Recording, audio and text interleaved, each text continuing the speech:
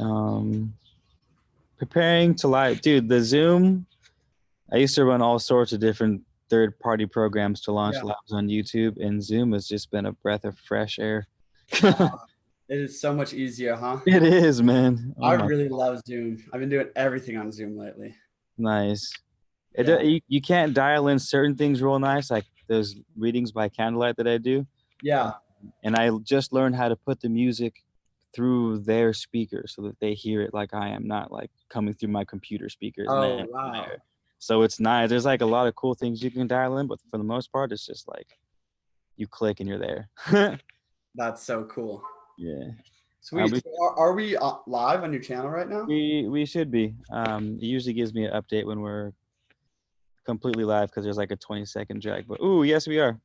What up, everyone? Learn how to put the music through their speakers so that they hear it. I'll pull up the. You can probably pull up the YouTube. Just go on my what do you call it? Yeah. My YouTube channel so you can see the questions and things that Cool. people are asking you. But yeah, this is Kristian, everyone. Kristian from Reality Files. He runs a YouTube channel as well. Super similar to all pretty much everything we talk about, almost under the same lens too, as far as Hermetics and Kabbalion go. But yeah, man, introduce yourself. Tell us a little about yourself, where you're from, what you do. Cool. Hold on. Just getting my thing set up so I can see everyone's comments too. Cool. Okay. What's up, everyone? I'm Kristian, as you said, from Reality Files. And yeah, me and Keith just got in contact through some synchronicity the other day. And, we've really been diving into very similar things on this journey. It seems like you got a lot of, I've actually been listening to your audiobooks over the years and diving into the hermetics and self-development practices. Oh yeah. I would say what I'm really most passionate about right now is definitely the breath and sovereignty, and just like basically applying some of that knowledge inside of us. So how can we like stand in that, that sovereign principle within us, and sharing that kind of information on this journey. Yeah, there's been so many phases. I know you asked kind of like what I'm about. It's ever changing right now, but yeah. Yeah. What was I gonna ask you something? I forgot. So the breath, so sovereignty through breath, is that kind of like, because I know you run the, so you guys, Kristian has a, I don't know the proper label for it. It's the spiritual counseling, but your avenue was something specific that you told was sovereignty, right? Yeah. So what I do like specifically with people right now is I have this like sovereignty mentorship program. And essentially it's about learning to create alignment in our lives. So learning to align with that self-knowledge inside. And how can we create alignment outside with that, so we can live into sovereignty, and, a meaningful way of being. So yeah, that's kind of what I do with people one-on-one. Although my channel, we dive into so many different topics over there. Yeah, man, as it gets, the rabbit holes are everywhere and they're deep. Everywhere. um, so what's up with the breath then? The breath is your main physical practice to get the sovereignty. Like, why the breath over other things? That's a good question. Thank you so much for having me on. I didn't say that at the beginning. Yeah, of course, man. Thanks for coming on. Joining us in this chat room. Like my intent for this call is to have some fun, just like, really connect and see how me and Keith can flow together. And thanks for everyone for being here. On the breath, why I think the breath is so important. So many things could be said here, but at the end of the day, it's almost like, unless I do like a breathing practice, I'm not actually in the true alignment with my inner rhythm. Like through breathing, we go into the parasympathetic nervous system where all healing takes place. Through healing, we can actually start to revitalize and re-energize our magnetic body and our physical body. And through that, like the nervous system, which for me, I have had this like long story of trials and tribulations when it's come to like addiction and energy levels and burning out and chaos and all this stuff. And really our nervous systems have been attacked in this modern day. And it's why like a lot of people are leaning towards, like psychedelic type healing, or learning how to do the breath work and the breathing and the meditation practices. Because through the breath, we can actually, basically develop our capacity to go into our body and command it and like rewire our nervous system just through our awareness and breath. And furthermore, the breath just brings you into that place of centeredness, that place of like singularity and silence per se. And from there, the true actions arise, the true thoughts arise, the true healing arises. So it's almost like, you know, I've been programmed and this world has been programmed right now to be constantly compensating and reacting to voids inside of us per se. But in fact, like when we can just breathe and accept what is in the body, to be where we are, you know, that is where like the true life kind of springs forth from, not seeking it, but breathing into neutrality. Just been really powerful. So much could be said there. But I know. I know. There's like, I'm like, oh, how can we take this? There's like 4 different solid ways we can take it. That's fine. Definitely.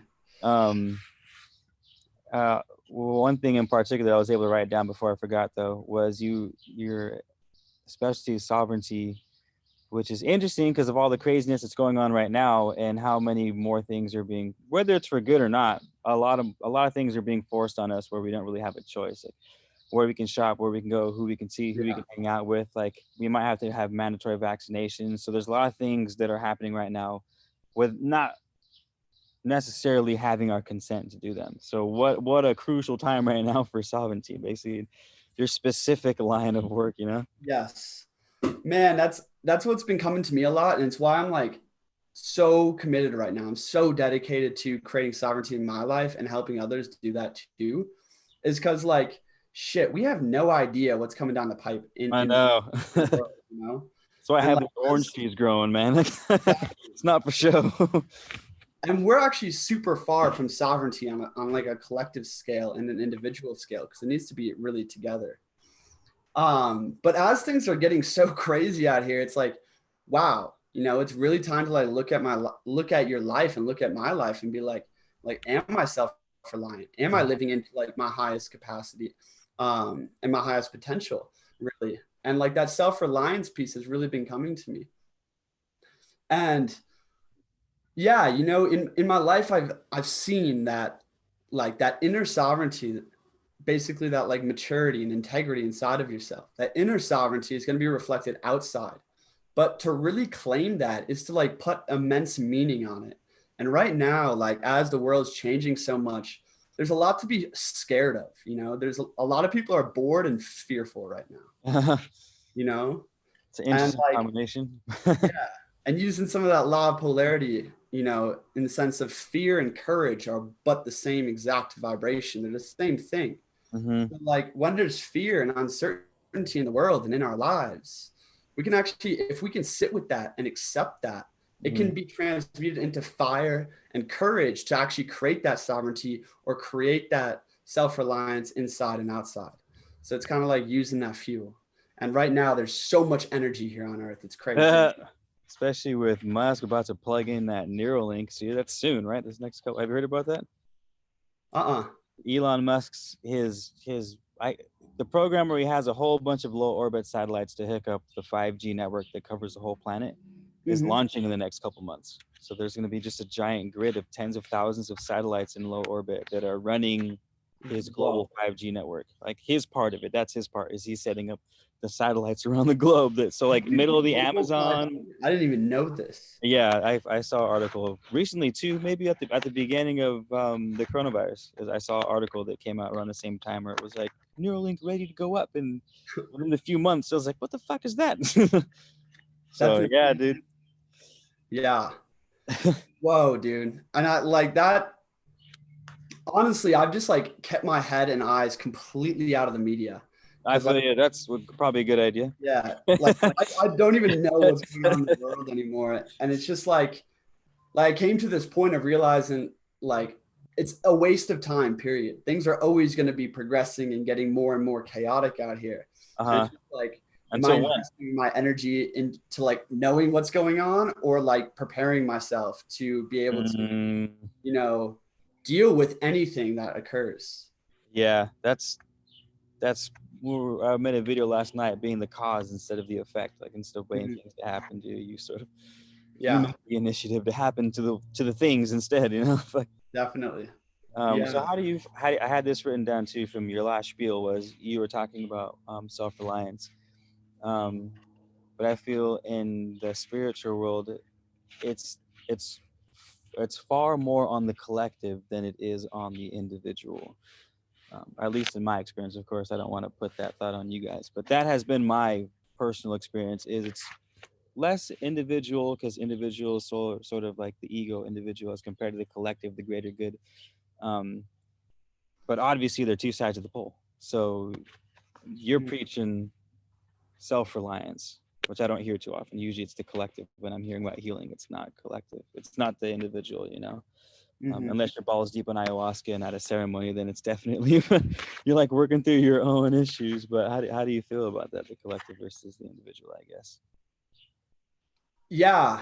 Hmm.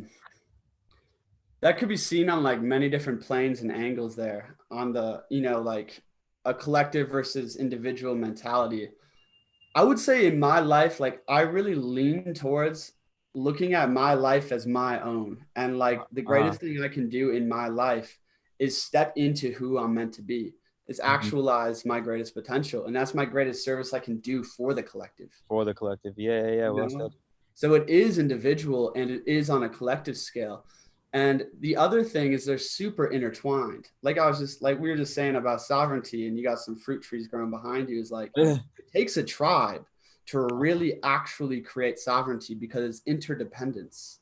Like alone, like yeah, you can like fortify your mind and your body and like your resources around you and like become a warrior.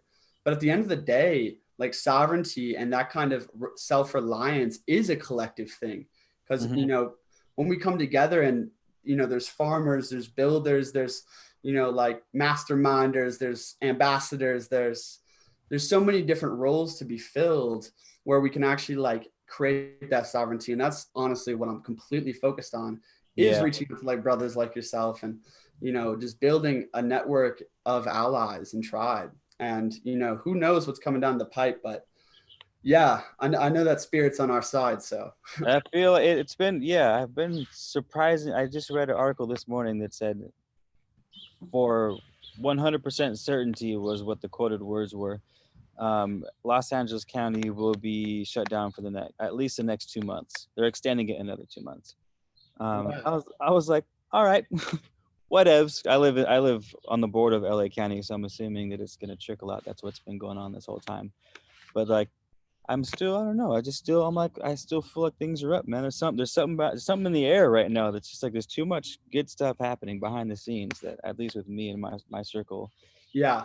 even outside of meeting you and getting another like solid connection out in the middle of the country, is like, that's just okay. Of course, like thanks for another reminder. You know what I mean? Mhm. So it's nice. It's definitely nice. Yeah, I honestly have been riding like a similar wave of synchronicity. I've gone through so many periods of like such intense isolation or loneliness or being alone in my life, and even recently.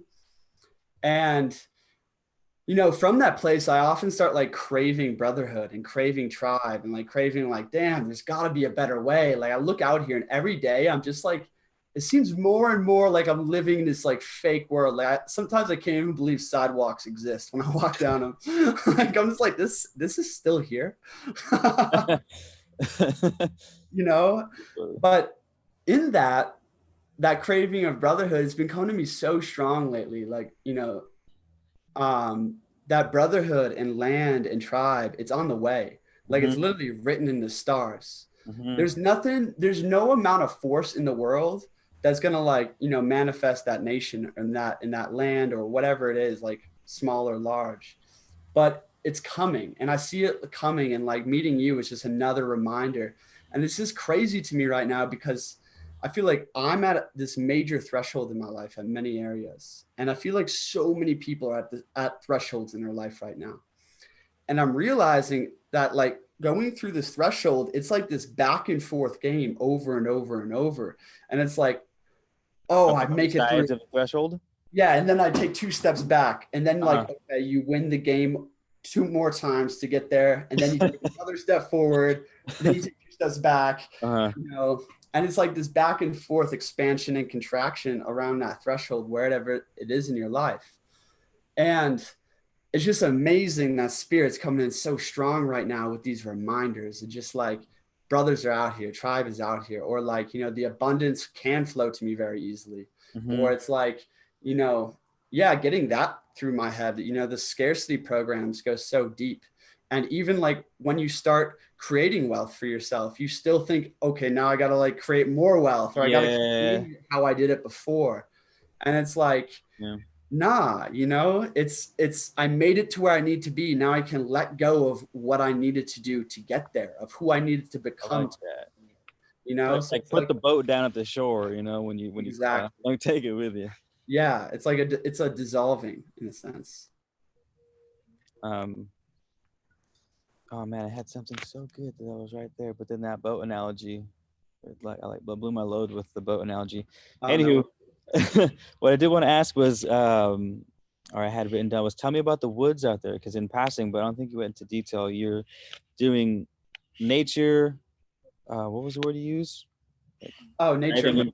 Either immersion, nature immersion retreats or walks Yeah. or like personal things, or what are you guys doing out there in the woods?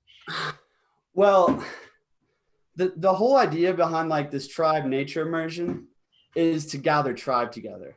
Oh yeah, You know, like I've thought about running retreats and whatnot, but I really love like the one-on-one work I do. But beyond that, like my higher mission out here is to gather and unify people it's together. sort of a, yeah, I hear it.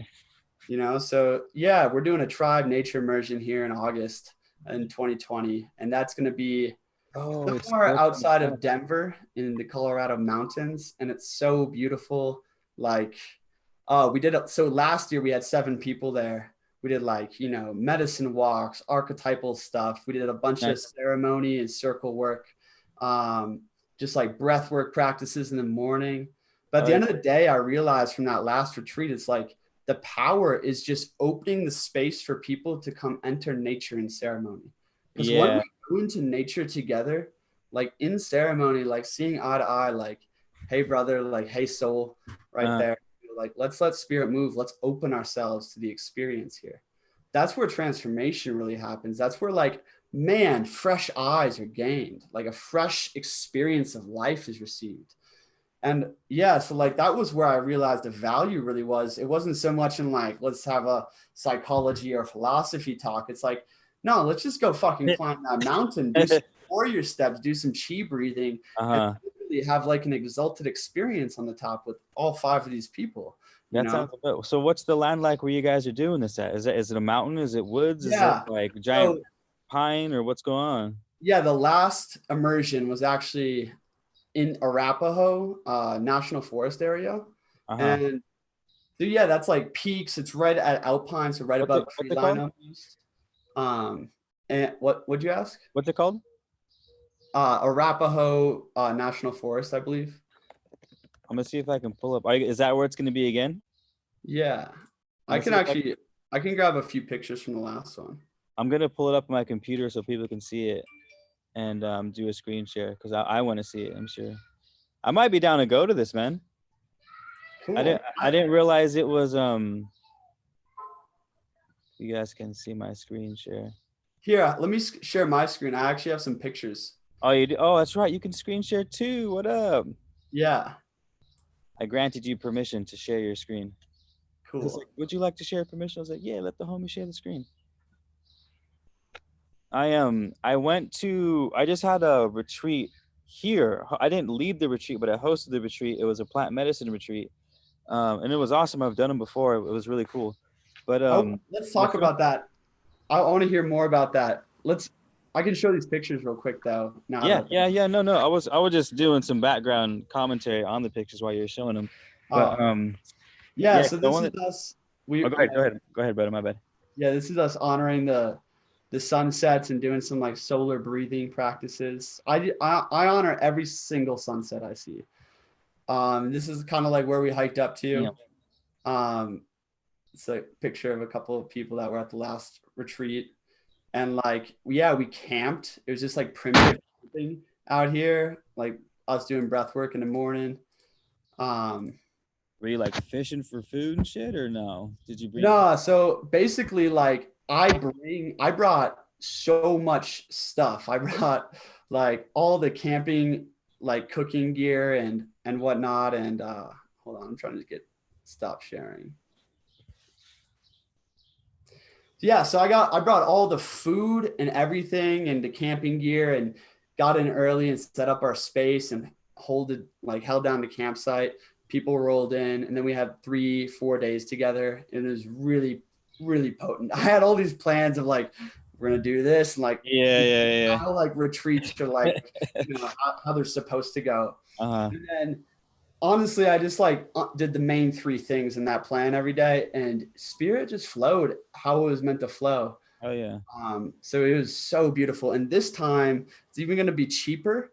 And I'm hoping to get 10 to 20 people there. I want to have an Nice. awesome celebration out there in nature. Maybe we can link up. It's kind of short notice, but like I'm not doing anything else on account of the madness, you know. So I might be down, man. Cool. Airplane tickets are super cheap right now too. Yeah. And it's August. I'm planning it right now for July 31st through August 3rd. And August 3rd is a full moon in Aquarius. So it's like going to be some of that Aquarian energy coming with tribe there.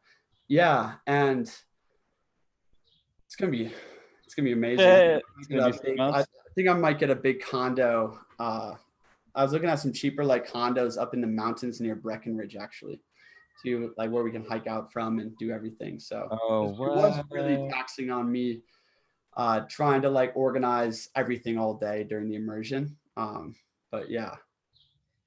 Maybe this can be one of the projects we link up on. I'm sure some Dude. people on the channel would, or maybe I don't know. We got a decent channel. Maybe we can get some heads on board to go out there. That's cool though. Definitely. Yeah. Well, let's talk about that after. What was your psychedelic immersion or retreat like? It was awesome. I don't want to talk too much about it online without something happening.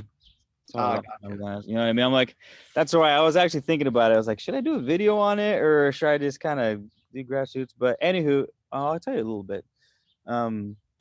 It was led by sometimes they have names for the groups like their tribe, but I don't know if this guy had one. Anywho, but he's from NorCal, and him and the core of his group are from Mexico City, and so I think he has a lineage with the Huichol. Yeah, with the Huichol natives from northern Mexico. They were the ones like um, the mushrooms, and they were big on the Salvia divinorum. Like the Mexican dreamer, like the Huichol were the ones that you think of when you talk about native Mexicans doing sorcery. So that's his lineage, and they came down, set up camp, and a bunch of people came out, and they had like just beautiful experiences. It was a different ceremony. Friday were two separate ceremonies. Saturday there were two separate ceremonies. Sunday we did the closing ceremony, which is just a chant meditation thing, and then everyone parted. But it's nice. The land is amazing. It's 10 acres of just rolling oak hills and just fat mugwort bushes, like outdoor under the stars. It was a full moon. I'm coming to that. I know, it was amazing. Like it's a north facing part of our hill too, so like parts of it get kind of dank and like it stays lush even though you're kind of in the middle of the desert practically in California. That's super interesting. It's awesome. But yeah, people had beautiful experiences, like serious breakthroughs, and it's cool. It was just building tribe, like you were saying. It was crazy. I'm interested in what was like the main thing coming up for like people, you know, as a collective or for just as like in that group. What was like maybe a major theme? It was actually surprisingly calm.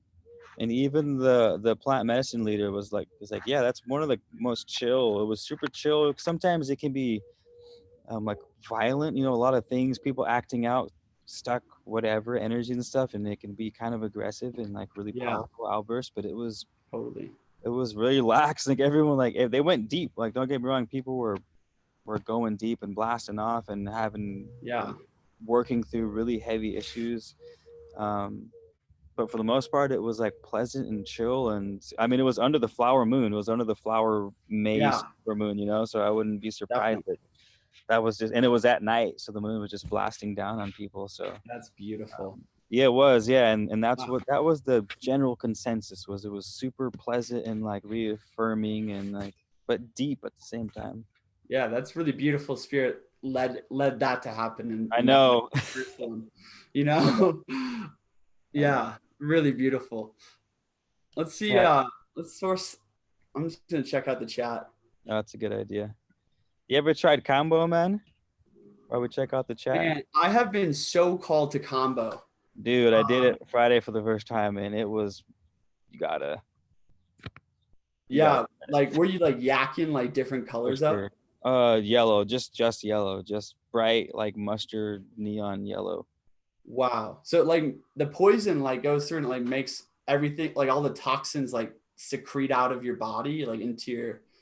Basically into the bile, and then you throw up the bile. I guess bile already has stuff that's stuck for years because it just sits there. I didn't do too much research before. I didn't really know much about it until I got there. So I'm Yeah. not too, but I do know, yeah, the bile is what is the majority of what's coming up that has all that shit inside of it. But it was wild, man. You're poisoned, like you're just like, I'm dying. You're like, I'm dying. I'm Put a dead. shot of poison I on did it this you. time. Like, but Definitely. it was intense. You should find. I'm I'm sure they I'm have super called the combo. Um, yeah. any I don't particular know. reason. What's up? Any particular reason it's been coming through? I have had a history of addiction with stimulants specifically. Uh-huh. And my nervous system and like some of my lower organs are still way whacked out from that. Like, you know how they say like adrenal fatigue can take years to heal from? Yeah, yeah, yeah. Yeah. So, like, I'm still healing that and I still like suffer from a lot of different, like, basically residue from that. And Yeah. I've been really called, like, the mushroom medicine has been so amazing for the nervous system. But I'm Uh-huh. really called the combo to really like purge and detox. It's a good one. And that's like right in alignment of also like what's coming in so strong right now for me is health. Is just like focusing on my body. Uh-huh. Like when I woke up spiritually, it was like all of a sudden like, oh, I don't need food. We can just fast. We can just eat. Like I'm a Stare at the magician, sun. hero mindset. Anything's possible. Like, and yeah, I lost like 30 pounds of weight, all mostly muscle, all muscle. Like lost Uh-huh. 30 pounds of muscle in over a year. And like, yeah, just like really deteriorated in my discipline, in my body, in my warriorship. And Uh-huh. like then I've been trying to like cultivate, like physical warriorship and getting back into that good shape I used to be in. But it's so much different when it's not about your ego. It used to be really easy for me to go to the gym because you just look at your fucking biceps in the mirror and you're like, hell yeah, I'm like working out, like I'm working Yeah. on me, like it just like Yeah.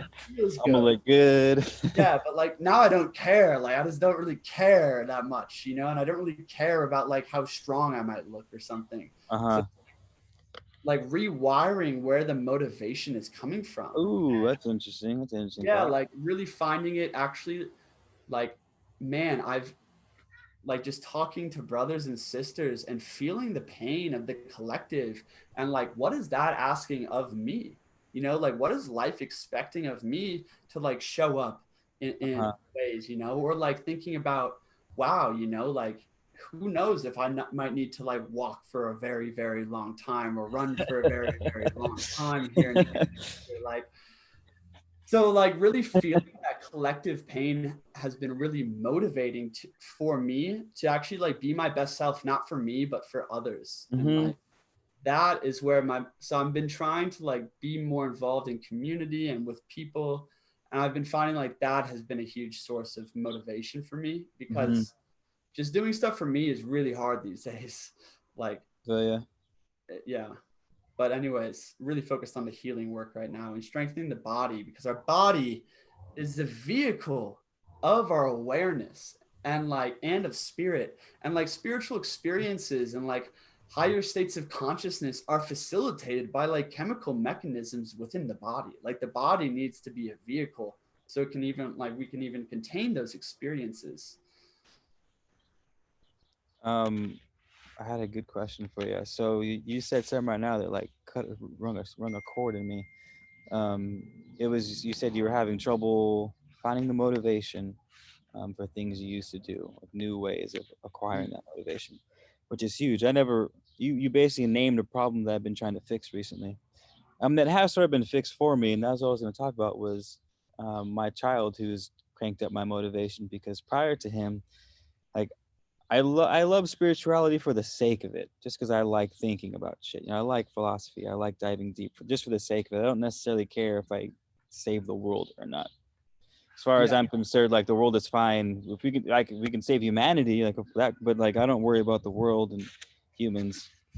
Not far behind that, if I'm being honest. But nonetheless, it's like now that I have my child, I'm like back at my grind with a different sense of purpose. So definitely. I left the collective because that's where I was before in my 20s, all about the collective.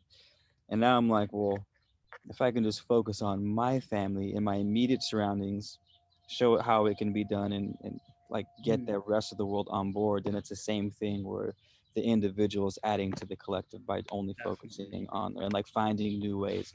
Now it's I want to stay in shape because I want to see my son grow up, where before it's Yeah, because I wanted to look good for girls. It's like a completely different mindset, a new definitely. route. Yeah. Is this how you're helping like the people that you're doing? Is that like one of the themes is That's find, actually a huge part of my one-on-one work with people yeah, it seems like it is should be at least. is essentially because like that's what it is how do we is that there's like three parts to it is how do we organize our energy around a worthy goal, and a worthy goal being one that's in like alignment with our nature and going to lead us into our highest well-being, you Uh-huh. know, something that really inspires you the moment you touch it. The next thing is figuring out, basically like getting real with your blocks, with your challenges, with like, where are you fucking yourself over? It's not a matter of whether you're fucking yourself over. It's a matter of how you're fucking Do you know? Are you aware that you're fucking yourself over? you know it yet? You thought about it yet? And from there, it's a lot about the like, so half of it's manifestation, half of it's rewiring. And the Hmm. rewiring work is like a lot of people, either lack motivation or lacking follow through.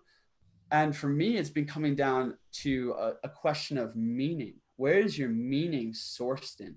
And this is like the key, kind of, in the sense of like, sometimes it's really hard to imagine myself like writing a book or something like this, But if it came down to it, and like, let's say it was 60 years ago, and that was the only avenue that I had to express my ideas and like give this value to the world, like, and it would be so damn meaningful for me to write that book. Okay. And it's kind of like what that's a kind of a bad example. And you were just saying, like, you wanted to be in shape before to get girls and to look good and to feel good. And Hmm. now it's like you want to be in shape so you can be a good leader to your son, you Hmm. know? Hmm. And it's like you went through an evolution of meaning. So when Hmm. we're feeling stagnant, when we're not feeling the energy into life anymore, like I'm actually sitting with that right now. It's okay to sit with that and like, okay, I'm not attached to the excitement and the high energy and whatnot. Uh-huh. Like I'm here to sit and dissolve this pattern and see like where my heart compass directs me to. Where is my deepest meaning? And like for me, it's been supremely meaningful, like connecting with spirits solo right now, and supremely meaningful for making connections with brothers and allies. And like that has been my motivation. And I'm planning this trip to go meet up with brothers, like a road trip at the beginning of this summer. And having this in my mind, like, wow, I'm doing this. Like, this is my mission. This is so meaningful to me, right? Like, I find myself working out more, like getting into like more true rhythms and vibrations because like I'm Uh-huh. preparing myself for this thing that's so meaningful to me. So it's like Uh-huh. the more meaningful, the more meaning we can find or create in our experience, the better suited we are to take on the burdens of life or to move into life, per Hmm. se. So that's like one of the main sources of motivation is like finding meaning. Like what's like, and you also just mentioned like to me the other day, that you got your finances like, like you Oh yeah. revolutionized that area of your life when you had a Uh-huh. kid because you had the Yeah. pressing need all of a sudden, like, yo, man, I know. shit, provide for a family and sustain that shit. Like, oh Uh-huh. my God, you know, That's motivation. A lot of people right now think that motivation comes from what you want. It actually comes from what you fear. How is life challenging you right now? That is where motivation lies. Your purpose is not some grandiose idea that we like mastermind our way to. Our purpose is, what is life asking of you in this phase of your journey? It's like, what is life asking of you? Get it done. Do that. That's where the motivation is, not in addressing some problem you might in the future face or something that you think your ego wants, but more so like, what is being reflected to me over and over and over, where I need to level up, where I need to, revolutionize my life in some way. And yeah, much more could be said on motivation. I have, so many pages of notes because a lot of it goes into rewiring. But anyways, that's the two main points I want to hit on. The fear motivates is not a sexy topic in spirituality. That a lot of my favorite things to do about spirituality is take, at least mainstream spirituality, is to take something that everyone says over and over again and to like play devil's advocate. Flip it. And I did that with fear. Like everyone's like, it's all love, like no fear. And I liked Jordan. I listened to Jordan Peterson, and he said something. He said we need something that we're running towards and something that we're running from. Wow. A sort of like a hierarchy of decisions. And his main criticism, which I've been thinking of this for years, even prior to that, was everyone always wants to focus on or ignore the negative things. You know what I mean?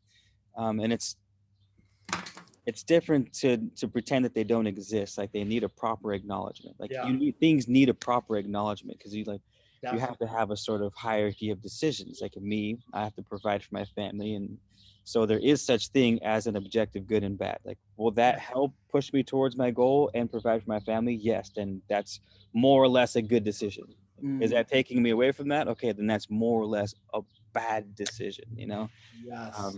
And I like that you just said that, you were like, people think, a fear could be a necessity. The term, It is. you're back against the wall. You know what I mean? I've been thinking and writing a lot about fear lately, and like what you were just getting at is breaking dogmas. That's what we really need to do in this modern day with all these spiritual narratives out here. Is we need to shatter dogmas of Agreed, man. we need to shatter them in the sense of like, the real alchemist knows that the darkness is the fuel. The darkness is the fuel to the light, because you have to embrace the darkness and transmute it into consciousness, into a living integrity. Damn, I never thought of it like that before. It's right? And also, like Carl Jung would say, the fractures inside of you is where the light enters. So it's like you have to be wounded in order for light to shine through. And so like honestly, I feel like everyone in this new age right now who's like watching Abraham Hicks and Law of Attraction, like, it works for a short period of time until like you've basically exhausted your light polarity of energy, because your cup is so damn full, you're so weaved up, like it's just like, what do I want next? It's like, no, we need to dissolve, we need to empty the cup, we need to accept death, we need to accept fear. And then like the law of attraction is like, don't hold a negative vibration. But it's like, holy fuck, if you want to be authentic, you gotta feel the shit. That's what makes you go deep. That's what builds your character. It is. If you want to be successful, you have to know that the bridges are burned behind you.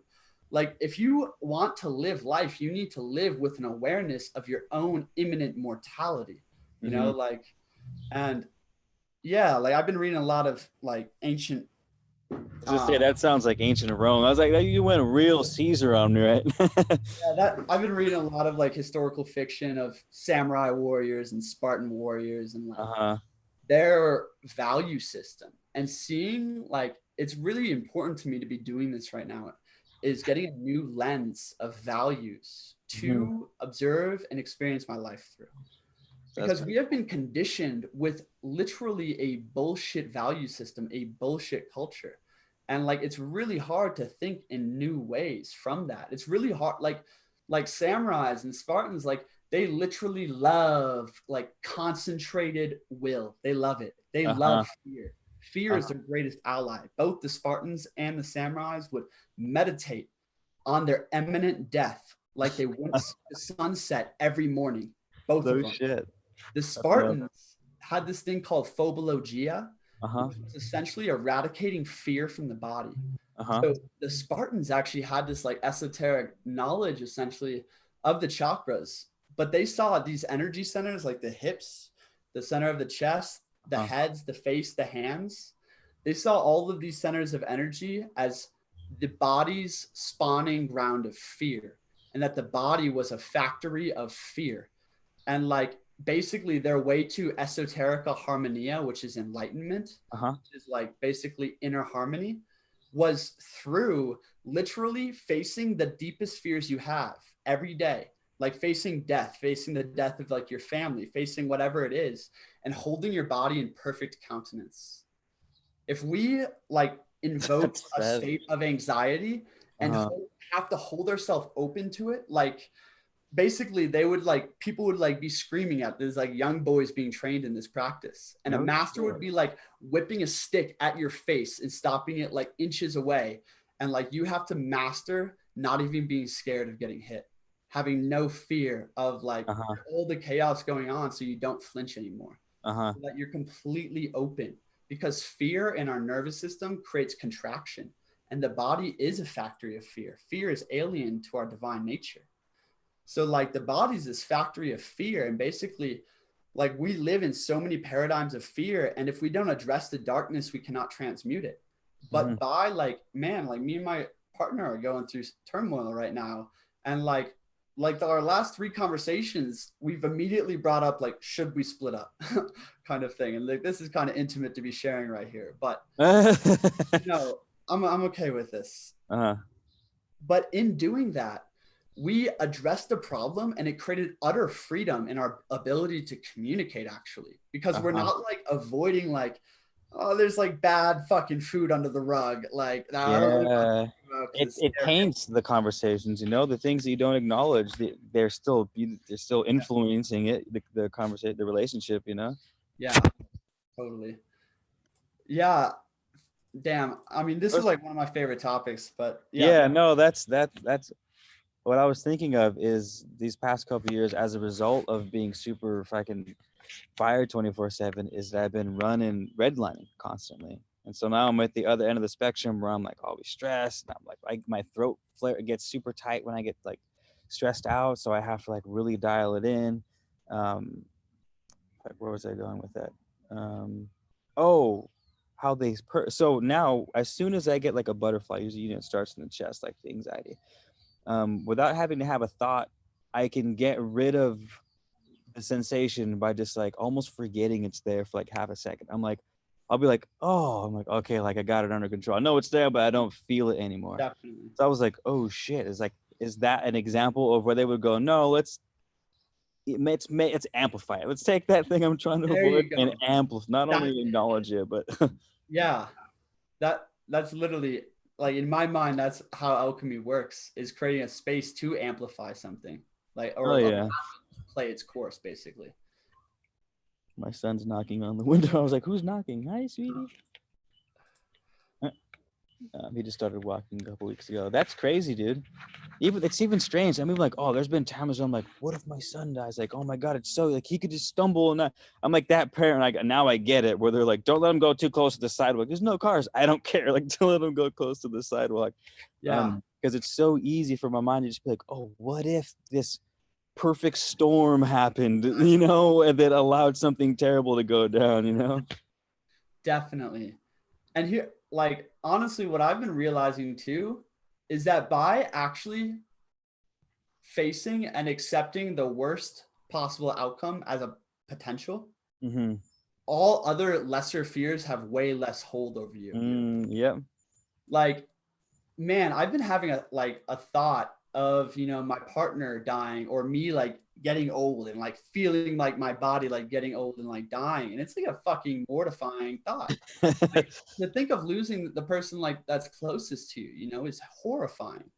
But shit, if I can like sit with that, and like, you see, my mind with all these spiritual narratives is like, no, don't create that. Like, don't That think was, about that. you want to Like, hear my notes I have next for you right now? Is accepting those thoughts mean you're going to allow it to manifest? That's what I had written down, because that's the narrative. Like, no, you can't think of that because no, it's going to actually, happen. super interesting here. I want to talk about what actually creates your paradigm. Mm-hmm. But so yeah, but having that thought after, like, when I just allowed myself, I broke the dogma of like, this is bad, this is not what I should be doing, this is like, like, why am I creating that?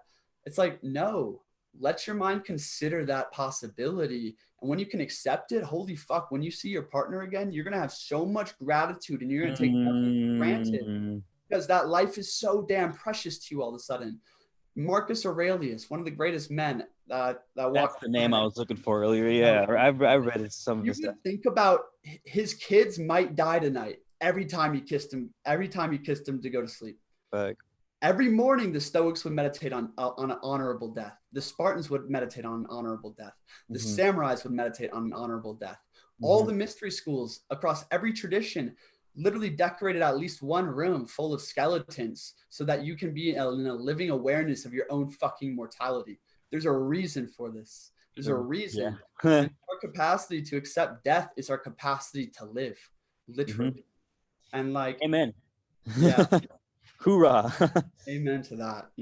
That's just a really important dogma break. I gotta try that, dude. I gotta, because I've been getting real good at suppressing the physical manifestations of my anxieties, especially lately.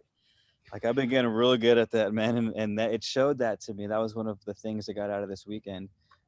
It showed me more the answer to that, and the answer that came through for me was just not to attach yourself to the outcome of your work. Like, continue the push and continue the fire, but like, don't make equivalent your worth as a man, your work. So if your work fails, I fail. So it was like, push, like, by all means. That's what the plants are telling me. Push, by all means, push. But like, don't attach yourself. That you don't let that become your identity in a way. Yeah. I mean, that is blocking manifestation, is attached to any outcome. In the sense of like the sun facilitates all manifestation on earth. It generates all growth. Right? The sun only gives. It's a divine masculine kind of presence. And it's not about transactional value. It's not about, if I shine light, what do I get back? Yeah. Let me shine light. And like, idea. John Smith, write that down. Same idea with manifestation there is like, actually, when we think about the outcome, like, yes, there's an important place for goal setting and dreaming and vision work. That's right. Yeah. After you have it, it's not actually about wanting the vision. It's about getting so focused and loving the process. And like, this is what removes a lot of anxiety, is realizing it's in the process that's all that matters. Like, no matter how successful you become in any area of your life, the only thing that's ever going to make you actually feel good is doing what you actually want to do fully. It doesn't matter what you have. It matters how you're being. And like, yeah, a lot could be said on, anxiety. I feel that too.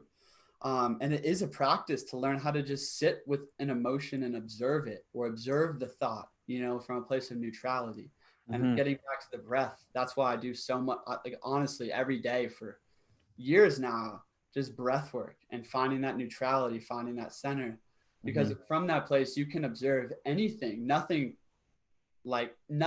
is supreme over you anymore. When you can get to that place of like very deep, slow, and full breathing. And yeah, I do want to address what you said about, does accepting the fear manifest the fear? Yeah. I was gonna ask you to look at, my next question was, so what would you, because I'm gonna do it for sure. That's the next thing I'm gonna do, is like, it's actually never something that I've maybe passively heard of, or like, I get the concept, but I haven't, phrased it that way and given it 110 to not only sit with it but amplify it so I can really understand what's going on. Like, something under a magnifying glass, you want to make it bigger so you understand what the hell is going on. So what's a good way then to do that if you're someone that has this deep-seated seat that says if you think about something, it's going to happen, so don't think about it? Here's the thing. First off, our minds and emotions are so clogged up. There's so much baggage we're carrying. And if we want to free ourselves, it's about learning to be neutral and feel what is, to Mm-hmm. fully accept what is. The reason we don't feel something or think something is because of our opinion about it. Our opinions about what that feeling is, or what I'm doing right now, or is this good or bad? Is this thought, do I like this thought, or is that uncomfortable? Like, our opinions about it create continuity in our paradigm. Okay. Mm-hmm. So let's talk about the paradigm. Thoughts in and of themselves, thoughts and feelings in and of themselves, not good and bad. They are neutral. Your resistance to the thought or attachment to the thought is what gives it energy. Okay. So, what creates continuity in the paradigm? What keeps a pattern repeating? What keeps your life where it is stuck? Is by having a reaction, either positive or negative, to any thought. So it's like learning to, can I like think a bad thought, quote unquote, something like fearful or anxious, Mm-hmm. and just watch it and Mm-hmm. breathe through it, you know? And also, a lot of people don't realize that the thing that's actually holding down their paradigm is what they're not willing to sacrifice. What do you Mm-hmm. love that has grown old in your life, that has grown stagnant in your life? Like, for instance, I used to be really attached to the ideas I thought of. Like when I Mm-hmm. was out there hiking, if like a really good thought came in that like I wanted to make a video on or something, Mm-hmm. it would plague me for a long time. Like it would not go away because I I was so know. identified with it, like, and that's actually my shadow. That's a shadow. Anything that makes you excited, anything that makes you depressed is your shadow interacting inside of you, because it's not you consciously like choosing that. It is like this programming that essentially like, ingrained like Both the inside of the excitement and the opposite. yeah, excitement, like the light side is also your shadow. It's like excitement is what, like, yeah, it's essentially keeping the ego in the current paradigm, creating continuity. Because what is happening essentially is a thought is coming in, an Uh-huh. experience is coming in. Uh-huh. And let's say it's a really exciting experience of, like your favorite shows on Netflix, right there. Uh-huh. Like you're watching your favorite show on Netflix. Uh-huh. When you have an excited reaction to it, you are attaching energy through emotion and feeling into this experience and into this thought. Therefore, you are further solidifying it into the network, into the pattern of your thinking. Mm-hmm. When something like a negative experience comes in, like your mom calls you, or Shit. or your boss calls you, or like you gotta have an uncomfortable conversation, or Uh-huh. you gotta go check out your bank account, or you gotta, like, It's like, yeah, oh, whatever. he knows me. Feel vulnerable. If we can actually, like, especially with like embarrassment, low confidence, low self-worth, like a bad social situation, Uh-huh. if we can learn to, yeah, like this sucks or that sucked, but like, is there some way we can actually accept that that happened and be okay with that and be neutral towards it and not attach a negative reaction to it? A lot of people, like, let's say they woke up late or they didn't do what they wanted to do, then now they all of a sudden they have a negative reaction to it, Mm. right? Which gives energy to the same thing that you actually don't want. If you don't want it in your life, be neutral to it. Anything you don't give attention to will fade away. But you're Anything saying, but I'm interested in your opposite side of, my bad. Go ahead. yeah. My interest was on the opposite side of that. Is you're saying that positive emotions stick to us. But you're saying the light is also our darkness. So can you Yes. elaborate on that part? Because I get the opposite part, like giving attention to bad things is bad. Like that, I understand that part. How is the light the shadow on the excitement then? So that light of like excitement, or there's a false light, there's a glow per se, and then there's a true light. Okay. The Uh true huh. light Uh huh. actually emanates from the void inside of you, from like the empty, eternal, timeless self. Mm-hmm. The true light emanates from there. And that's like this deep feeling of compassion for your brother, a deep feeling of like love of, wisdom, a deep feeling of love of your life or whatever it is, like a deep feeling of joy or sorrow or grief, like there's like true light there, you know. But excitement, when it's at a shallower level, is actually the glow of something that once was. You are attached to a memory of a memory of an experience. You are attached to who you think you are or who you think you should be. And because you think that, oh, I should be very rich, then money makes you excited because you're identified with that. I see. But in that, you're actually like creating attachment to the current paradigm because you're feeding energy to what's going on right now. If we actually want to manifest, what we need to do is become very clear and gear our energy into like, what's that new image of higher integrity of myself, right? And then sit where we are and learn to become neutral in our acceptance of what is, to learn how to breathe with the good and the bad, to feel what is. And real quick, before I wrap up there's a technique, I call it the 4 A's. As the process of transmuting any darkness inside of you, emotionally, mentally, like physically, energetically. A1 is awareness. Deeply breathing, become aware of your state emotionally, become aware of the state of your body. Just create awareness, loving awareness, right? Step 2, and that's like undogmatic basically. Step 2 is to acknowledge. Acknowledge where it's painful. Where in your body is it tight? Acknowledge where emotionally you're blocked, you have fear, you have anxiety, you have self-sabotaging energy, you know, identify the darkness, acknowledge it.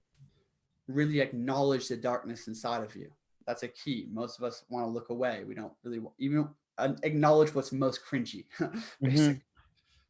Step 3, create a loving space to allow the feeling to be amplified. Amplification is step 3, because here's the thing. I like to look at this energetically in the body. Let's say we have, you know, misalignment in our spine, and like it's because our kidneys are out of whack, you know, and basically there's darkness, there's energetic blockages there. There's also pain in our lower back because of this. When we touch it, we are barely touching the surface of a numb area. Like we are numb to what, like any trauma, all trauma we've experienced is held in the tissue and the fascia of our body. All emotional trauma we've experienced is held in the tissue and fascia of our body. So it's like, and you know, it's all connected here. But what I'm saying is basically you go to that emotion. Let's say it's anxiety for you, brother, right?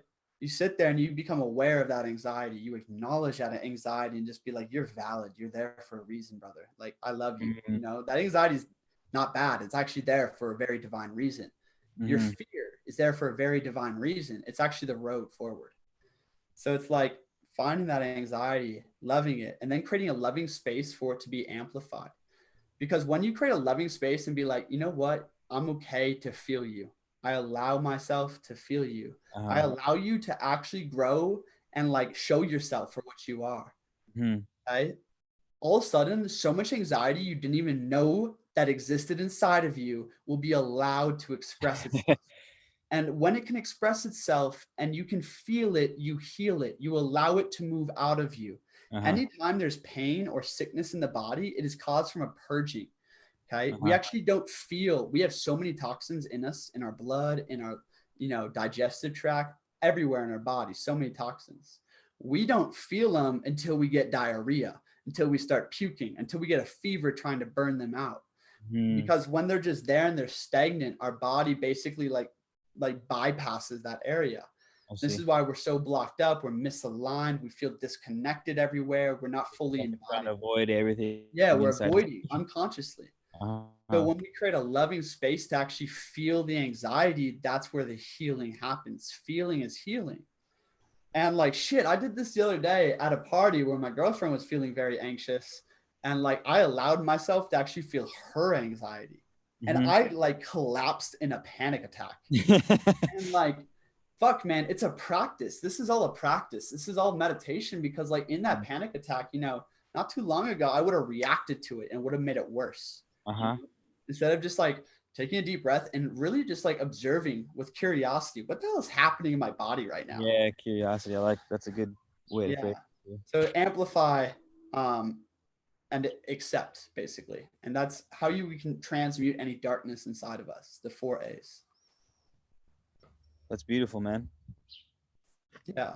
That's amazing. Thank you. You probably just changed 28 people's lives in the room right now. Good. Yeah, I'm glad. I'm glad we finally hit our flow state here, and I could share this stuff. There's always been a lot brewing inside of me, but sometimes it's hard to find the ways to actually channel that. Yeah. It usually, I mean, fuck, you just gotta talk about shit that gets you excited. That's whenever I meet anyone, I'm like, oh, I do lives with people all the time. Like, we're gonna talk about, I don't fucking know. We'll just start talking, man. I'll ask you what you do. Like, there's gotta be something we're gonna connect on. We're in the same world. That really inspires me because I've been wanting to read. What's that? No, keep going. I've been really wanting to sink my teeth for like steady literature. And I bought a bunch of books. I've been reading Power versus Force, and it's nice. It's really meaningful, but it's not really drawing me in. And you've got me excited. I'm thinking about I should probably go back to the basics, man. I had a sort of epiphany when you were talking earlier. It was like it would be nice to read philosophies on the natural world from people who lived closer to it back then. Like, there's a lot of brilliant minds, but we all were raised on TV, and we've been raised in like alternate realities through the TV and the movies and the magazines and like these little niches. It's like, but then I think of someone like Marcus Aurelius. Like, they didn't have TV. Like, he was going for walks. He was talking to the birds because he was bored as hell. Like, he was constantly connecting, like, and thinking about his own existence. You know what I mean? So I was like, maybe it might be a good refresher to just read some old shit, man, and like get caught up to speed. I mean, I exclusively read ancient teachers for like a long time. Because like I was just like, dude, these ancient people, like, they got it down. Like all these like like a million modern books on psychology equals like fucking half of the Kabbalion. Like, I know. I know.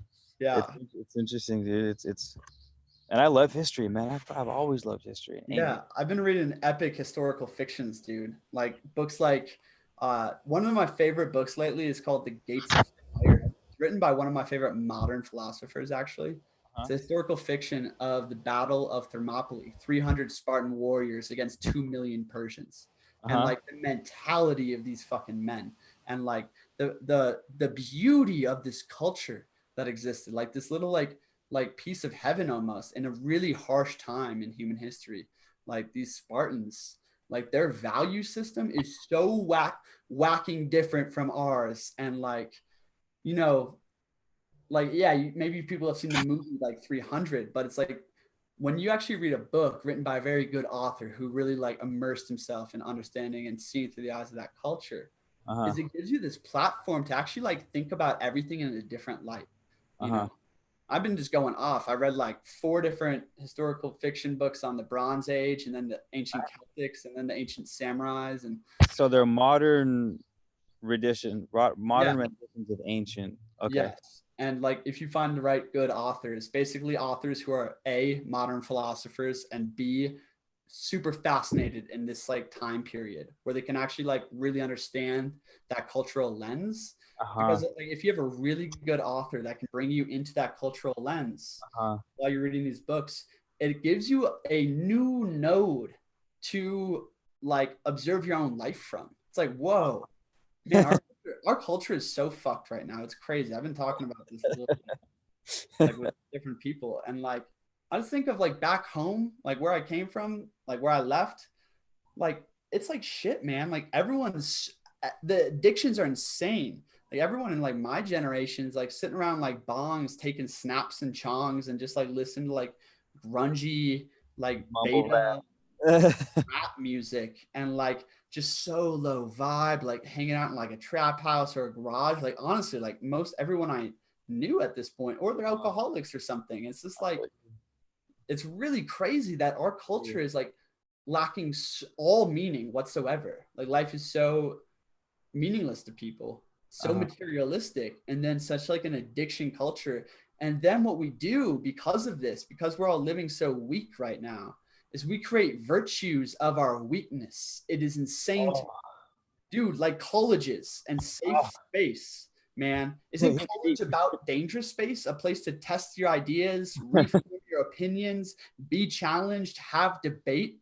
That's about dangerous space. But safe space is like, no, I got to cater to all your sensitivities and make sure I don't trigger you, or And else learn you're going as much as you to go off need. the rails. And it's like, no, fucking, that is not a virtue. People think it's a virtue to like cater to everyone's sensitivities right now. I'm just like, no, it's a virtue to stand up and die, live and die for what you believe in. That's a virtue.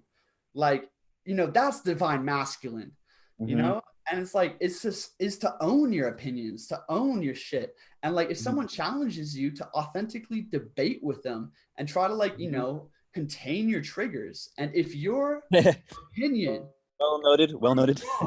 I reason to reform your opinion, to shed the snake skin, And it's just Dude, like, you had me about halfway through that, because it was like that end right there is what people can't do. They make it halfway. They make it to the standing up for their own beliefs, but they don't make it to the authentically representing yourself without being triggered and being open to having your mind changed if the proper evidence is presented. yeah. And all that is completely missing. It's love of wisdom. Like, it's crazy. Like, I went to Columbia University for about 1 month. I attended 3 different classes. I saw that. I see that. Was that in your About Me, or maybe one of your videos where you talked about your past? But you maybe a video of my past. But yeah, so I went there, and like, they got this huge fucking stone cathedral library with all the names of the greatest philosophers up there. Cool. Like, and it's dank, But then like you start interacting with people, and it's just like everyone is compensating, is hustling, is so whacked out. And then like the amount of, because it's like such like a diverse and liberal, like, school, because of that, it's like, dude, like literally the first 3 the 3 classes I went to, half of them were spent on like this postmodernism programming of like, what do you identify with? Like, how do we like just making sure like everyone feels safe to like identify with any gender they want, with any class titles for the curriculum, like literally it's part of the curriculum in every class. Like at the beginning is literally the social conditioning to help you conform to catering to everyone else's sensitivities and making sure you don't step on everyone's toes, because Columbia is supposed to be a safe space for all. And I'm just like, what the fuck? We are literally creating virtues of our weakness and inability to transform and like look reason in the face, confront truth. Like, we don't do that. Like, we're in this age of like, oh, there's no objective truth. It's all just like whatever you believe in, And it's like, no, there is objective truth. There is a hierarchy of order out here. Like there is, and yeah, and like, this is what the Bible talks about in the end, like the end of days. So many prophecies talk about it, like when everything gets confused, when women think like want to be men and men want to be women, when people no longer know how to create harmony in a group. Like if we look at like Spartan culture or samurai culture or any of these warrior cultures or like, enlightened cultures, literally one of their highest virtues is group flow, or wa.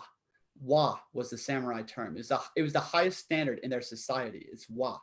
And wa is about attaining to internal wa first, meaning that you live in alignment with your truth and with the Dharma, with the truth and like the greater cycles out here. When we do that, we can actually create harmony in a group. But because we're so out of alignment with the truth of our own nature, like we're so far out of alignment with the truth of our own nature that it's hard to see that there's even a truth anymore. So then it's just like, oh, I can be this, I can be that, I can be whatever I want to be. It's like there is no truth, anything goes kind of mentality. But it's like, if you want to actually live a good, fulfilling, meaningful life, you need to live in alignment with the truth of your nature, or seek to strive that way, period. Like it's, yeah, there's a lot there, but the objective subjective conversation that you're getting into is something I swear I talk about it on at least every live. It comes up in some way or another. And we kind of touched on it earlier when we were talking about both setting an intention and letting go. And that's the example that I use, is like a lazy river. You get to design the shape of the lazy river and where it goes, and then you get into it. You don't want to just jump into any old lazy river. You have Yeah. no idea where it's going. And that conversation of there's no truth, like everything is subjective, is like only living one half of the fucking coin, Yeah. and it's like in every situation, like, yes, there's a subjective truth, but there, like I said earlier, that hierarchy of decisions, like, Yeah. are you There's going principle. towards an authentic self, like, then that's an objective, like a roughly a Yeah. good decision, or at least the best decision you can make given the circumstance, you know what I mean? Yeah. Okay, it was a wrong decision, but you did the best you could with the information you had. It was genuine, and Yeah. And adjust. and right there, like I just want to say, like, if you're gonna make a decision, make a decision. Be hot Uh-huh. or be cold. Be right or be wrong. It doesn't actually matter. Uh-huh.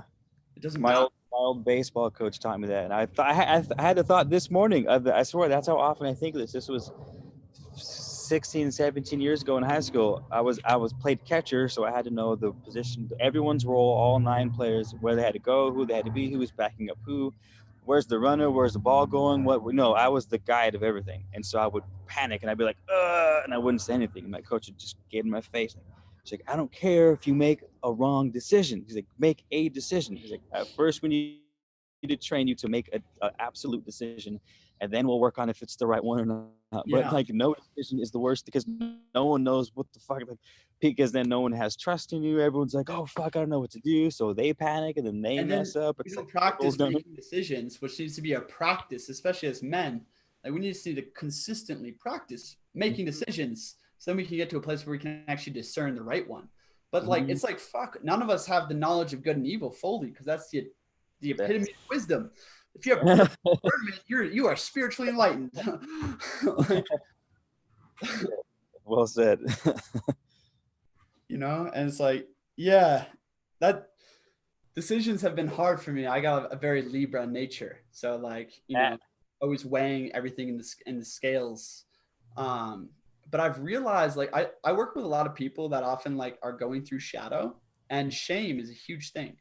Like shame about like, why can't I stop doing this? Why do I keep doing this? Like I don't really want to, but it keeps happening, or something like this. Mhm. And to them, I'm like, yo, like if you're gonna like succumb to that addiction, fucking do it. Like do it all the way. Like don't be lukewarm in our decisions anymore.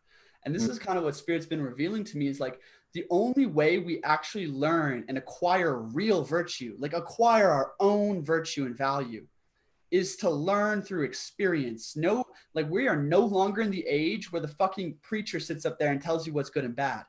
We're in the Uh-huh. age of defining our own values Mhm. again. And to do that is like, fuck, if you like, for instance, like you have an addiction to ice cream at night, okay? Mhm. And like, it's like, fuck, I know I shouldn't do this, but like, I really want to do it. I'm going to do it. Don't half ass it. Fucking do it.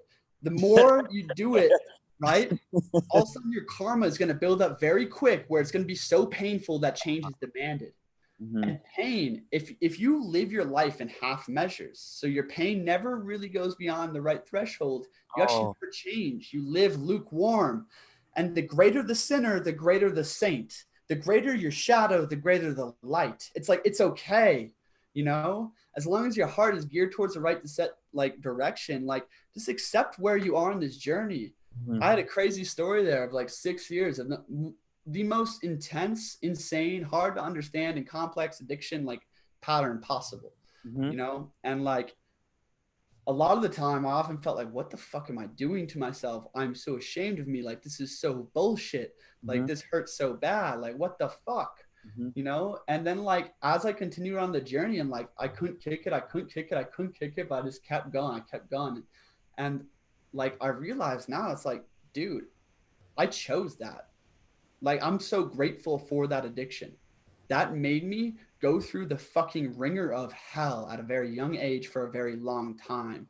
And it brought me to a place where it's like, that facilitated my spiritual awakening. That demanded that I like, took the path that I took. That led me to all this awakening that occurred at a young age. And it's like, damn, we have to understand that, yes, like in terms of like if you're actualizing your highest potential, it's not about just being like, I just want to be great. I always want to do great things. It's like, no, be hot or be cold. It doesn't matter. Like make the mistakes fully go. Because what happens is like your shadow, you chose it. That is there for a divine cause. Your Interesting. addictions, your patterns, your greatest trauma, your greatest tribulation gives birth to your greatest purpose. Mm-hmm.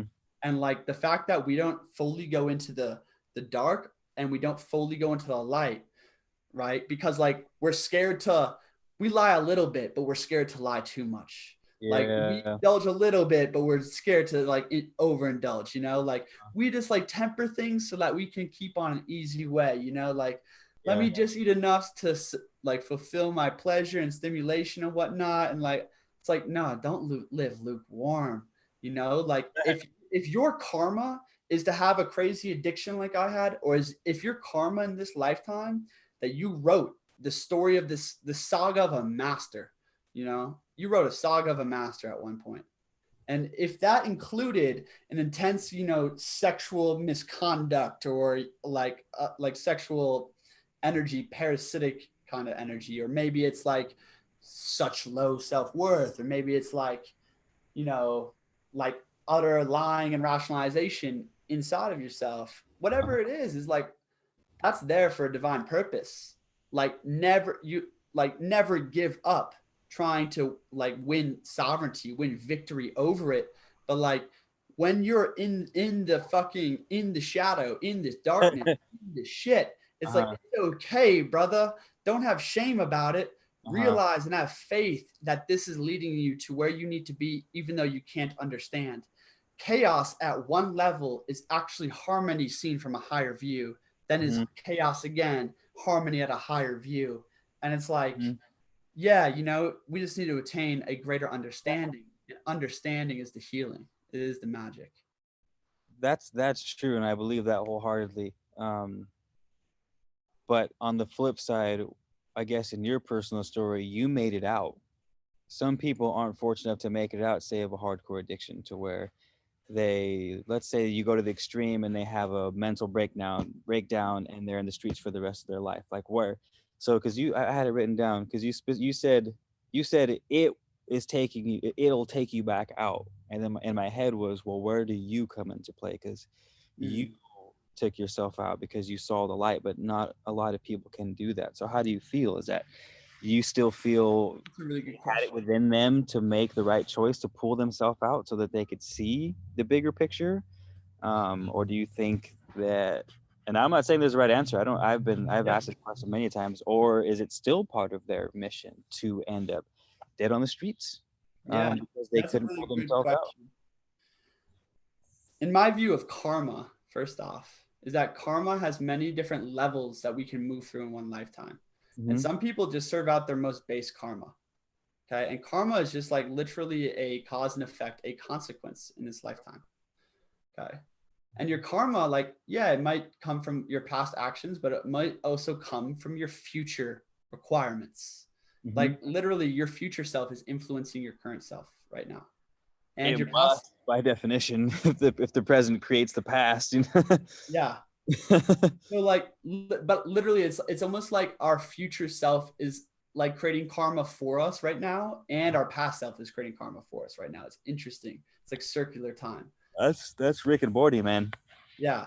But anyways, on the karma note, what I want to say is like I just kind of coming out of a phase of like my karma was like, fuck, man, I have to be completely independent, like financially, and support myself. And also, I literally have an inability to like work a job. It's just so deadening to me, So it's like, okay, my karma is like, I need to like really go into business. And it's like, it seems so polarized to my spiritual practice in the sense of like, Same. like I got to be online, I got to be marketing, I got to like figure out how to do all this. But it's like, no, like that's actually a divine part of my mission. That's a divine calling, is to Uh-huh. like learn how to serve others' value.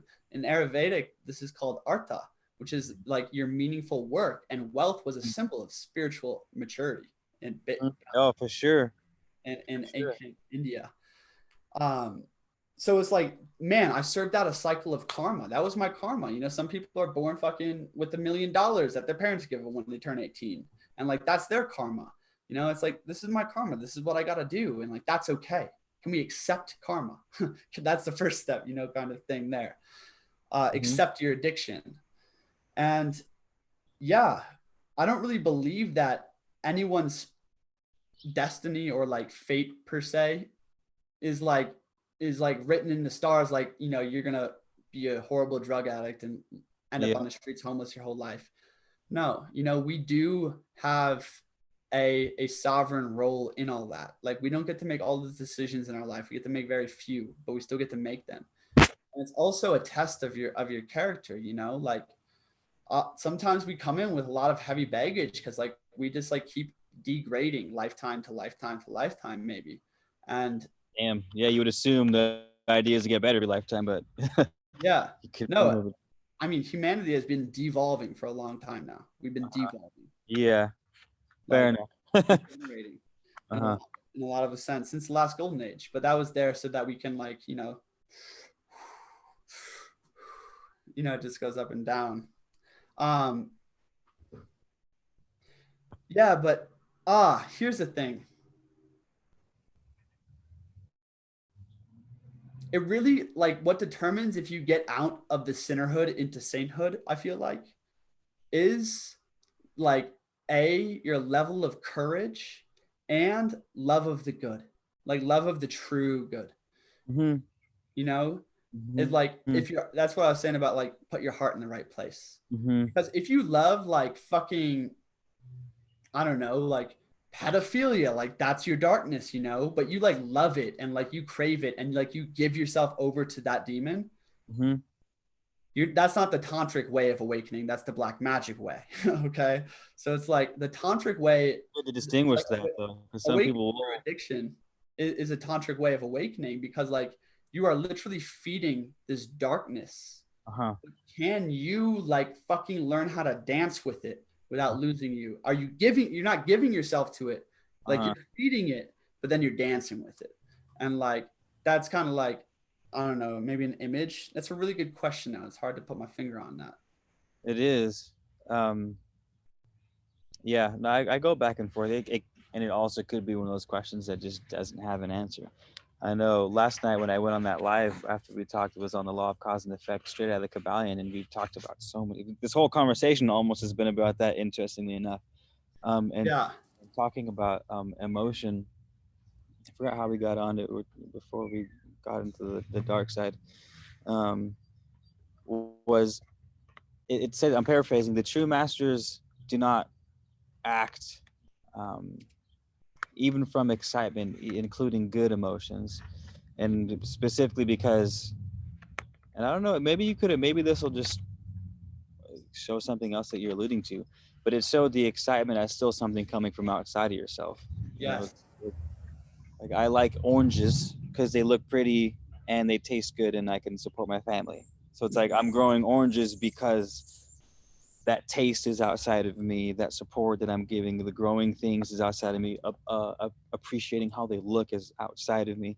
And it's all like I'm the effect instead of the cause. The original cause was the orange tree, and now it's the effect. And it says the master chooses when to be the effect and chooses when to be the cause. And the only way to get to the cause is to be acting outside of a stimulus, even if it's a good one. That's why you were talking earlier about why I was so curious and interested when you said that even the excitement can be the darkness. Yes. Because like, oh shit, that's what it was getting to. Like, you can't Let's even act from elucidate excitement. that a little bit more.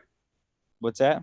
Elucidate that a little bit more. That's a really important like question. That's a good topic, honestly. It Um, is. I talked about it a couple of times too. That's why I was like, this is a good yeah, one. we don't realize that basically we are Pavlov's dog. Okay, so Mm-hmm. Pavlov's dog is conditioned by pleasure and pain.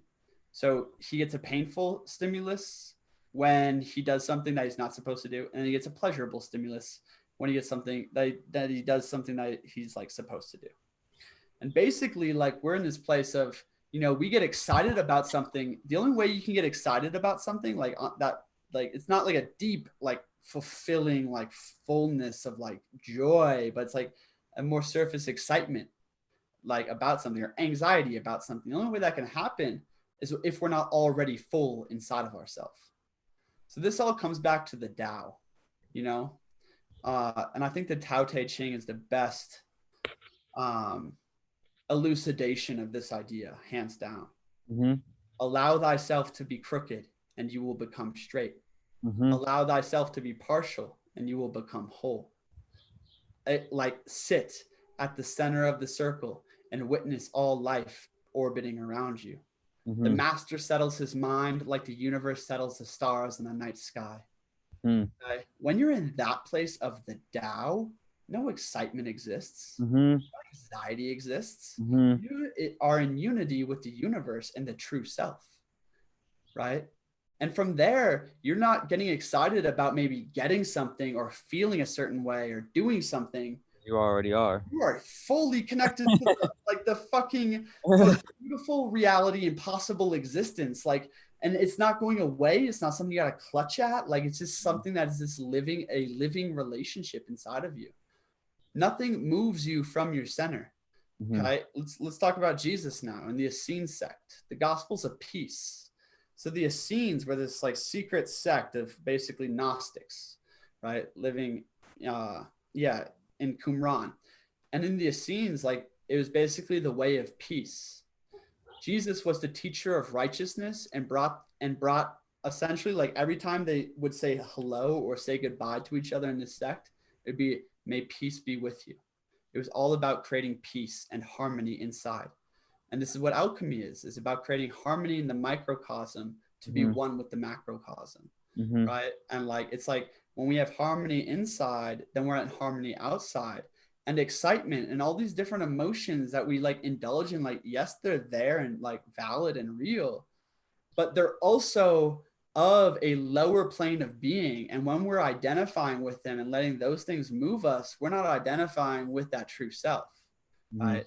And that is the ego. That is like the shadow, basically, is like feeling like we're not already full. And instead of turning to the breath and oneness with the universe and realizing like, like the higher almost emotions of the soul, we crave these like pleasures of the flesh.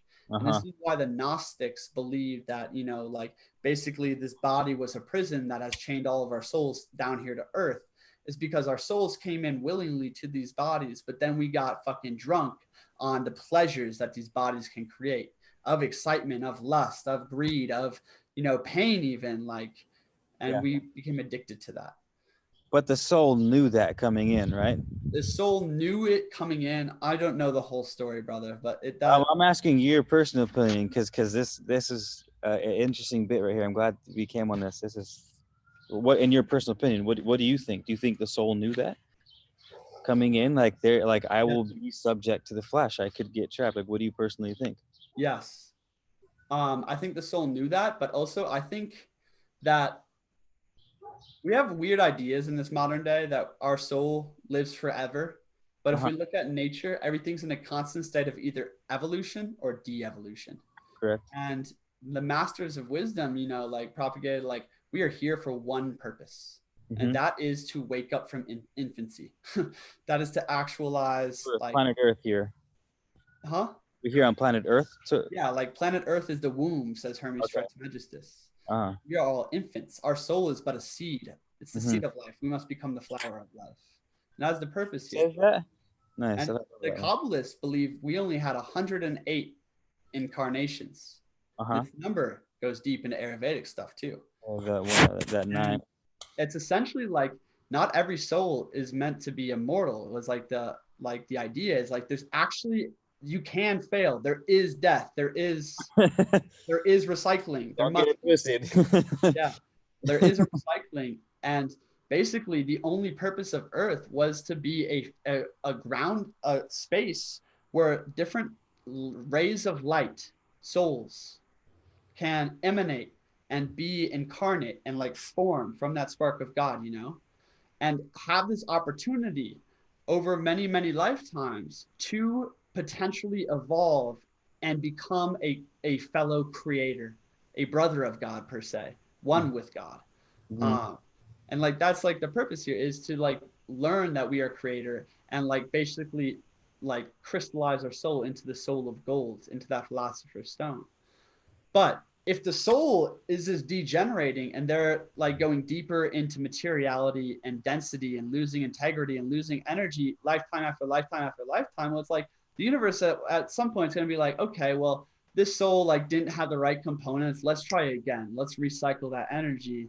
And, you know, like, And yeah, that consciousness that was attached to the soul sort of disintegrates as well with yeah, the it disintegrates because it's dispersion and not concentration. uh-huh. So, like, as our energy becomes more and more dispersed, lifetime after lifetime after lifetime, because we are moving further and further from the path of the integral way, Yeah, that's crazy, man. All this we stuff are is we are slowly dispersing, and then we actually lose form, and it's like honestly, like symptoms of that is like intense stupidity, is like lack of awareness of like anything that's going on. It's because our energies has been so dispersed that like, you know, we're literally like dissolving, and like that the corpus hermeticum, like Hermes talks about the souls that literally lose their mind, like their mind abandons them, they no longer have divine reason. well, the mind is the thing that concentrates, Yeah, keeps from dispersing, you know, it keeps form with through thought, you know. yeah. So that's kind of my take on the soul, the whole soul thing. I think immortality is something to be earned. Godhood is the goal, kind of. That's like you said, that seems to make sense. It fits in with nature, like it pretty much everything in nature earns its place, you know what I mean? Yeah, definitely. um, um all right, I was gonna segue, unless you have to take off. How you doing on time? Talk to me. You know, let's wrap up here in the next 5-10 minutes. Let's just wrap it up then. Let's see if there's any pertinent questions. If you guys have it, I'm not going to go through all the comments. If you guys have something super pressing, um, hit it in all caps or something. And but yeah, you want to give a close up or like a this Yeah, is brother. from Well, reality files. Go. I'll thank type you. in this Yeah, I reality. was gonna say.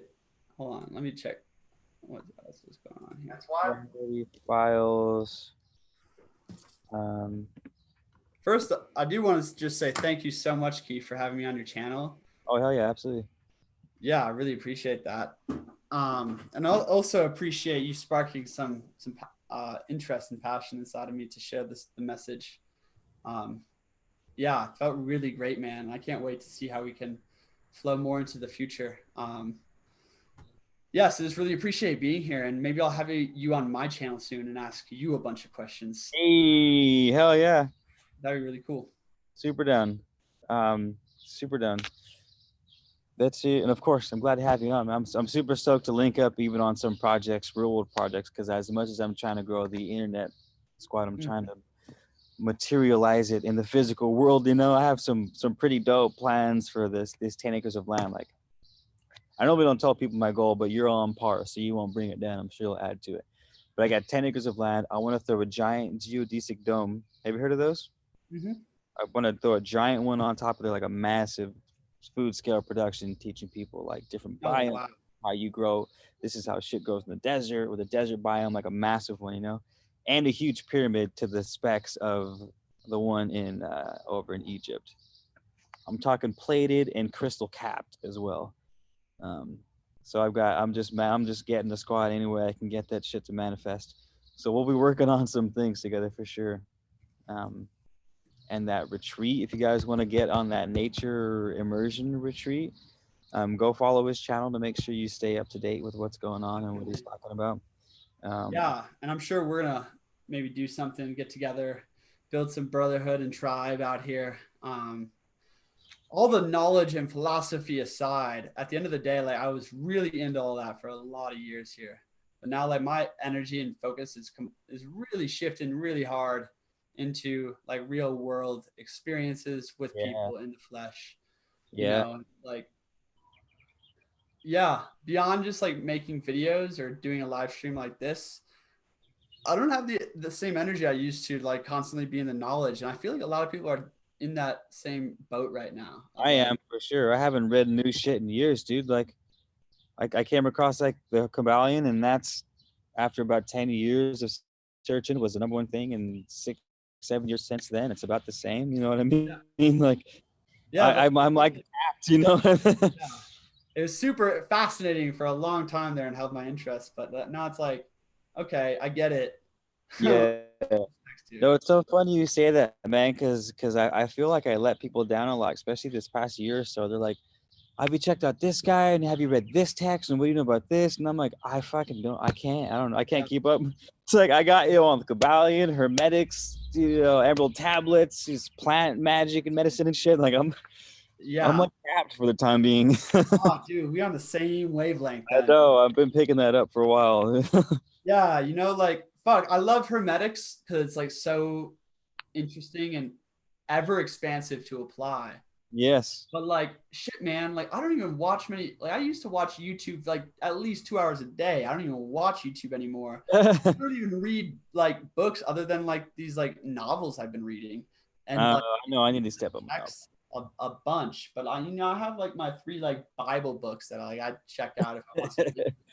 But like other than that, it's like yeah, it's not so much about the knowledge but embodiment right now. I And like know that's what I've been pushing, like you're saying. Like I'm trying to get as many people out from the YouTube channel to like come out to retreat. It doesn't have to be plant medicine if you're not down. We could do a yoga retreat, meditation retreat. We could just have a party, like yeah, that's what whatever. the immersion is going to be all about right there. So let's do another call, maybe next weekend. Let's Uh, plan it out. Yeah, because I want to talk about that. There was a couple of things that I have written down that we didn't get to, cool. but that'll Let's be jump fun. on. Hit me up Sunday. Today is Monday. Yeah, Sunday or Monday next week. I'll contact you this weekend. Will everyone say thank you for Kristian coming out? Yeah, thanks guys for having me. Thank you so much. And yeah, I can't wait for the work that me and Keith get to be doing here. I really appreciate you, Keith. Uh, Of course. And it's like it's so noble of you to be pushing out and like creating the content that you still are, even if knowledge isn't so exciting to you. I mean, I find that hard too, brother. It's like shit, as I watch less videos, I'm less inspired to make videos. Let me say one thing before, because I did have this written down and it's super pertinent right now. And it was talking about like not doing thing because you're being stimulated by the excitement. The passing thought was maybe that's what a true sort of soul mission is, where it's something you love, but eventually you get over everything, no matter what it is, you get over it. But there comes a thing where just despite the fact you're over it, you still do it because you know it's for the better good. You know what I mean? And that's why I'm like, that's where I'm at right now. I'm like, I got to keep doing it because I'm helping people. I'm not, you know what I mean? I'm still going to do my That's exactly where I'm coming to too, man. Like it used to be really exciting finding all the info, finding all the knowledge. And now it's like a service that I have to like intentionally show up to do.